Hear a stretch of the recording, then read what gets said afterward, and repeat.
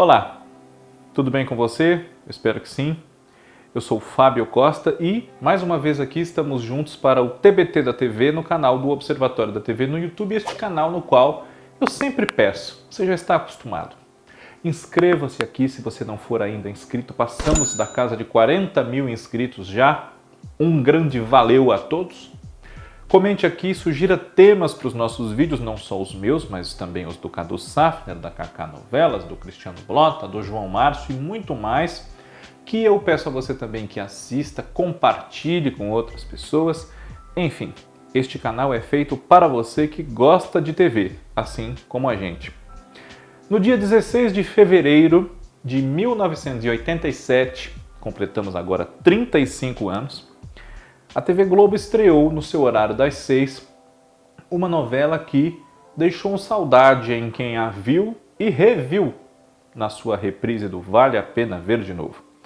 Direito de Amar, que é uma novela do Walter Negrão, escrita também pelo Alcides Nogueira, pela Marilu Saldanha e pela Ana Maria Moretson, com base numa radionovela chamada Noiva das Trevas, da Janete Claire. A autora já havia falecido no finalzinho de 1983 e essa sua radionovela serviu de base para a novela das 6, que estrearia em novembro de 1986 como substituta de Sim, a Moça, na sua versão original, essa que é uma novela do Benedito Rui Barbosa, desenvolvida a partir de um romance de Maria Dezone Pacheco Fernandes. Mas por que Direito de Amar não estreou em novembro de 1986? Quando ela ainda se chamaria A Noiva, inclusive. A imprensa dava esse nome da novela e Direito de Amar surgiu durante uma pausa que a faixa das 6 foi obrigada a ter por conta de questões trabalhistas, problemas entre as TVs, não só a TV Globo, também a TV Manchete, com os técnicos, os próprios atores, os câmeras, enfim, todos os profissionais envolvidos em diversões públicas como a televisão que reivindicavam o cumprimento de direitos relativos às horas de trabalho, ao pagamento de horas extras, às limitações de um e de outro, enfim. E, por essa razão, já que não daria conta de gravar a novela das 8, a novela das 7, mais minisséries, mais especiais, teletemas e tudo mais, a novela das 6 foi sacrificada, já que ela seria a primeira a estrear, aumentando a necessidade de produção da TV Globo. Então o projeto de A Noiva, que virou Direito de Amar, foi adiado enquanto esses problemas trabalhistas se resolviam e na virada de 86 para 87 a TV Globo exibiu às 6 horas uma reprise da sua primeira novela das 7, colorida, Locomotivas, que está completando agora 45 anos. Quem sabe a gente não faz também um TBT da TV sobre ela, mas enfim. Locomotivas que é, portanto, de 1977, com a Lucélia Santos, Momo Chagas, Araciba Labanian, Eva Todor, enfim. Direito de Amar reinaugurou a faixa das 6 com um grande esmero de produção para contar a sua história, que tinha início na passagem de 1900 para 1901, ou seja, o alvorecer do século XX. A radionovela original de Janete Claire se passava bastante antes, por volta de 1800, mas nessa adaptação, que precisou criar, claro, muitos trechos novos, enfim, porque uma novela de rádio, ainda com muito poucos capítulos, não renderia sozinha essa produção, que passou 7 meses no ar, né? A adaptação trocou para 1901, basicamente, o início da nossa história. E Walter Negrão, inicialmente, não participaria desse projeto. A adaptação de Noiva das Trevas começou a ser conduzida por Marilu Saldanha e Ana Maria Moretson, mas as duas não se conectaram, não se entrosaram, e com a sua experiência de bombeiro de vários incêndios em diversas novelas que ele pegou pelo meio ou foi ser supervisor, enfim, Walter Negrão foi acionado pela TV Globo para dar uma unidade ao trabalho e apaziguar os conflitos, unir Ana Maria e Marilu. Acabou que ele assumiu o projeto, com as duas escrevendo junto com ele, mas no meio do caminho Ana Maria Moretson saiu da novela e foi substituída por Alcides Nogueira. Ana Maria Moretson escreveria a substituta de Direito de Amar junto com Daniel Mas, que foi Bambolê, da qual falaremos mais profundamente em momento oportuno também. Qual é a história do Direito de Amar? A nossa mocinha, uma heroína pura, romântica, enfim, é a Rosália, personagem da Glória Pires. Rosália conhece nessa passagem de 1900 para 1901 um rapaz por quem ela se apaixona e que se apaixona por ela também, o Adriano, que é o personagem do Lauro Corona. E depois eles não se encontram mais, enfim, há uma série de desencontros, e quando Rosália consegue ver de novo o Adriano e saber direitinho quem ele é, etc., é numa circunstância muito triste para ela, porque o seu pai, Augusto Medeiros, que é o papel do Ednei Giovenazzi, ele é uma pessoa boa, mas que não tem muita sorte na vida e está falido. Seus negócios, suas indústrias não vivem um bom momento. E isso faz com que ele recorra a uma atitude bastante radical. Em troca do perdão das suas dívidas que ele tem com um banqueiro muito rico, o senhor Francisco de Montserrat, que era o Carlos Vereza, o vilão da nossa história, Augusto, mesmo a contragosto da sua esposa, Dona Leonor, que era o papel da Esther Góes, dá a mão da sua filha Rosália em casamento ao senhor de Montserrat, que vem a ser o pai de Adriano.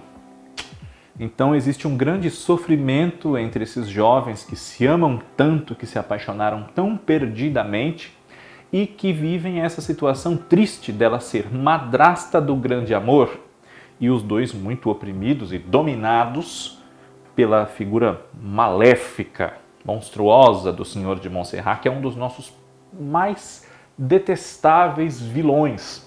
Um grande momento da carreira do Carlos Vereza que, ironicamente, começou a receber muitas cartas de fãs, de telespectadoras apaixonadíssimas pelo senhor Francisco de Montserrat.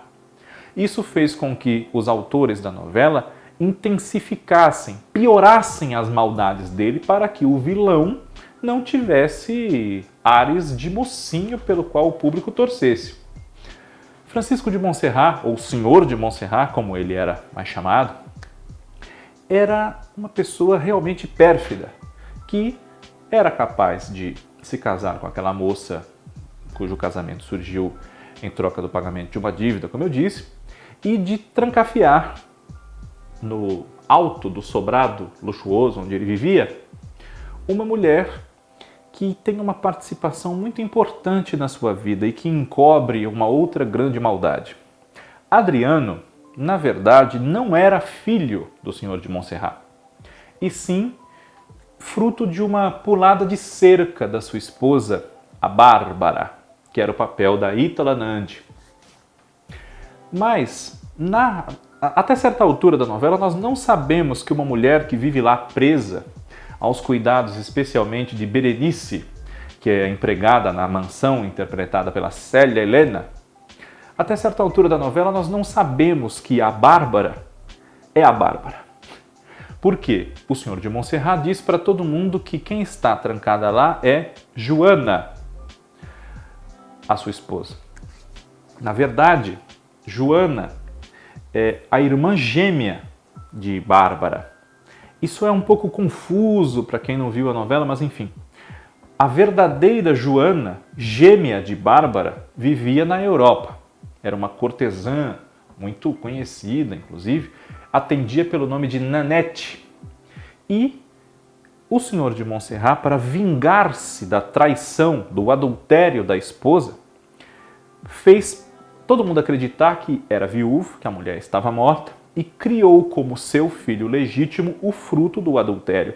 Mas quem é o filho? Aliás, o filho a gente sabe é o Adriano, mas quem é o pai do Adriano nesse seu grande romance com a Bárbara e não Joana? É um médico muito conceituado, o Dr. Jorge Ramos, que é o personagem do Carlos Zara, que disputou Bárbara na juventude com o Francisco de Montserrat e perdeu, digamos assim, o que o fez se afastar dessa coisa de amor Embora, conforme a história caminha, ele chegue a ter um envolvimento com uma moça muito moderna, independente, comerciante, dona de uma boutique, a Carola, que é a personagem da Cristina Prochaska. Mas a Carola, nós descobrimos também numa avalanche de surpresas do desfecho da novela, que ela é filha da verdadeira Joana, portanto sobrinha da Bárbara, o grande amor do Dr. Jorge. Pois é. E claro, para atrapalhar o romance da Rosália e do Adriano, não bastava que ela tivesse se casado com o senhor de Montserrat. Havia também, claro, uma outra jovem interessada nele. Paula, a prima de Rosália, filha da sua tia Catarina. Paula, quem vivia, era a Cissa Guimarães, aquela que quebra o coco e não arrebenta a sapucaia, como já diria o nosso Miguel Falabella no vídeo show, né? Paula era filha da dona Catarina, que era irmã da dona Leonor, interpretada pela Yolanda Cardoso, e também do seu Manuel, ou seu Manel, que era o Elias Glazer. Os dois tinham uma confeitaria, que servia de ponto de encontro para os personagens, um ambiente de alegria, de música, de muitas conversas, flertes, enfim. Mas a dona Catarina queria mesmo era que a sua família voltasse a ter momentos de maior prestígio social, porque a história do Augusto meio que repete a história do pai dela e da dona Leonor, um homem que não sabe lidar muito bem com seus negócios e acaba perdendo o seu prestígio social, sua posição.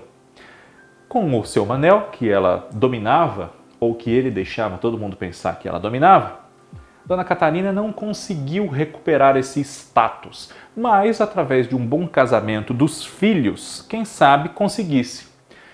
Com o filho homem, o Nelo, que era o Rômulo Arantes, ela perdeu um pouco essa esperança, porque o via como um rapaz muito descompromissado, meio estróina, que gostava de boemia, de namorar, enfim, mas na filha, a Paula, ela tinha esperança.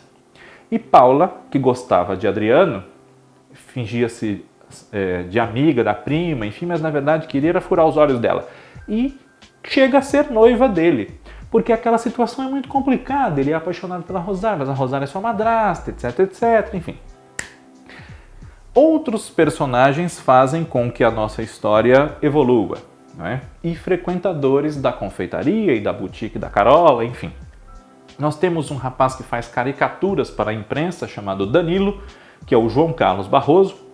Temos o Teotônio, mais conhecido pelo seu apelido Bodoc, que era o Tim Rescala, garçom e músico do ambiente ali da confeitaria, grande amigo do Nelo.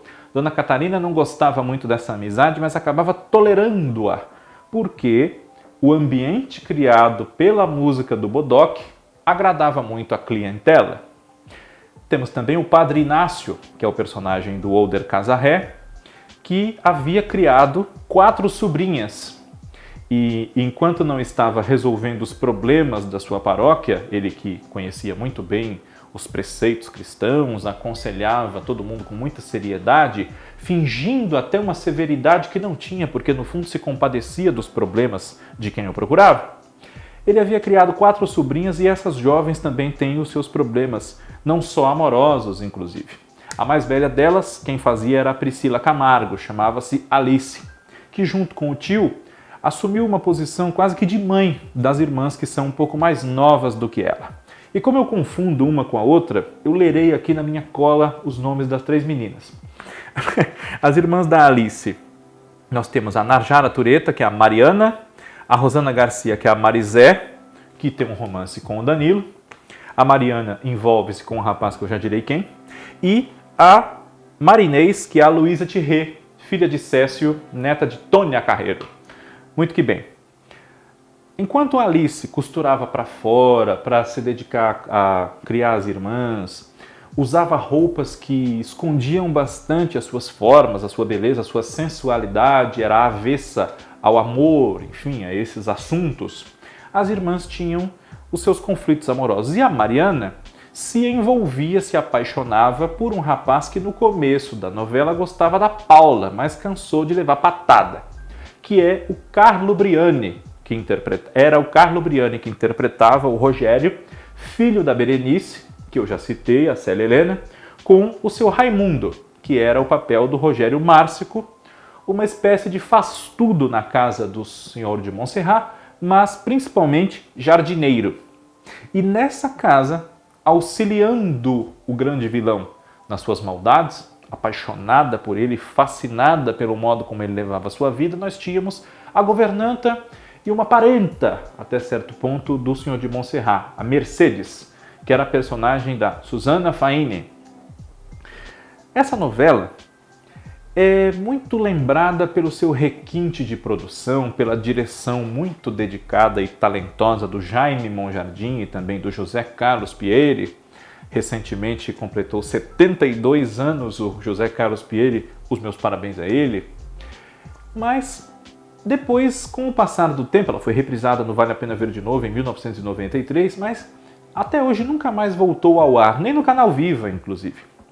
Então a gente torce para que Direito de Amar venha a ser reprisada no canal Viva e ou disponibilizada no Globoplay, para que uma nova geração possa conhecer essa história que, no mínimo, vem de uma obra da Janete Claire, que é, se não o maior, um dos nossos maiores nomes em dramaturgia aqui no Brasil, né? Tanto no rádio quanto na televisão.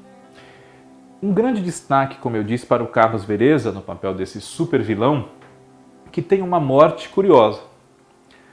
No final da novela, ele e o Dr. Jorge Ramos participam de um duelo e, inspirado por um romance muito famoso do Thomas Mann, um clássico, né? A Montanha Mágica, Carlos Vereza sugeriu a Walter Negrão que o desfecho do seu personagem aludisse a uma situação que o livro mostra.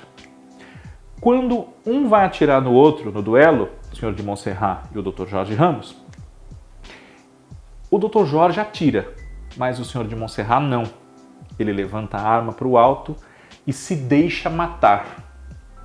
É uma cena que coroa a trajetória desse vilão que, frustrados os seus grandes planos e não deu certo tudo que ele realmente quis fazer, desmascarado na monstruosidade que fez com o Adriano e com a Bárbara, ele então se deixa matar, mantendo ali um mínimo do que ele entendia por dignidade.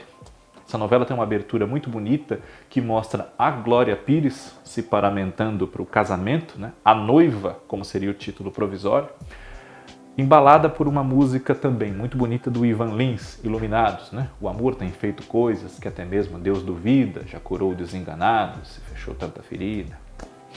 35 anos atrás, essa era a novela das 6. Vamos torcer para que ela retorne e conquiste uma nova geração.